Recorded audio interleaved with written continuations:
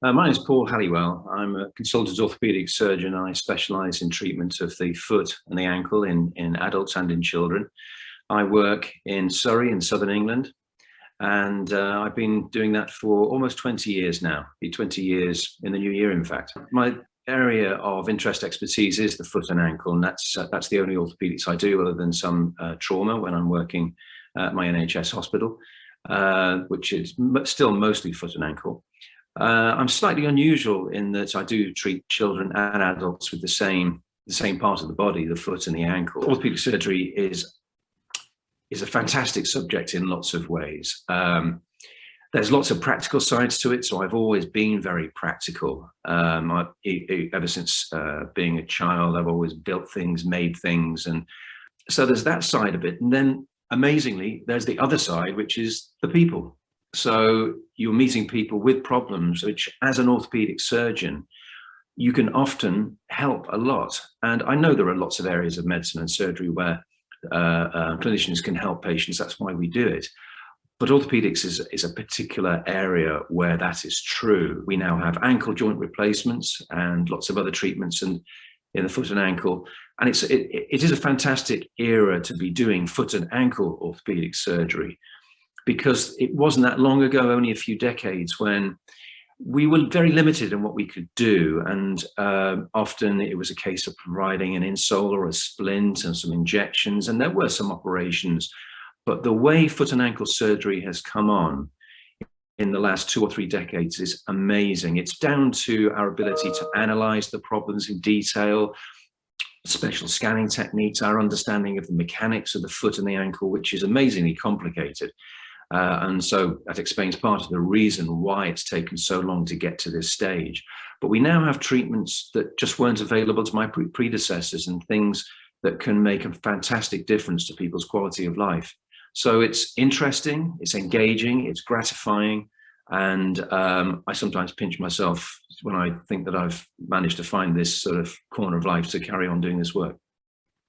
I grew up in West England in a place called Lancashire, just north of Liverpool. I managed to get a medical school place in London in Guy's Hospital. And somehow you tend to sort of settle in the area of the country where you train and start working. And then I did my postgraduate training in West London as well. During the process, of course, I did travel, and I did a fellowship in Toronto in trauma and joint reconstruction, which is where I found how much I enjoyed foot and ankle orthopedic surgery, because it comprises so many different things and different features of the aspects of surgery and medicine that I like. And I also trained at Great Ormond Street Hospital, which may not surprise you. That's where I sort of proved to myself how much I like children's orthopedic surgery, and I ended up managing to combine the two. What I hear most often is people seem to value being listened to. They do sense that they are being listened to and their problem taken seriously, which they are being listened to, and it is being taken seriously. I know that, but it's nice to know that patients see that, feel that, and appreciate that. So that comes through again and again, and I'm pleased about that. To take somebody through a program of treatment and say, shake their hand at the end of that, be it weeks, months, occasionally years later, and off they go to do all the things they enjoy, working, and you can't. I think the day that ceases to have an effect on me will be the day I have to retire, because it's such a privilege to be able to be in the position to be able to do that. To maximize the benefit you can give to the maximum number of patients requires an accurate diagnosis. You have to really understand what is going wrong in that foot, in that ankle, in that person.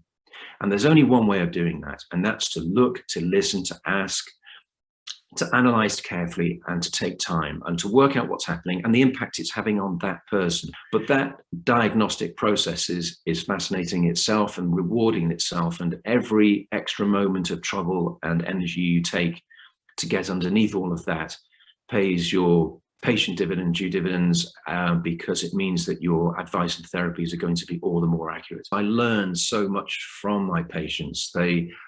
What they explain to me about what they're feeling, how they feel about going through their treatments. I value a lot that sort of feedback, and because it means that I can treat subsequent patients better because I better understand what they're going through and what they're teaching me.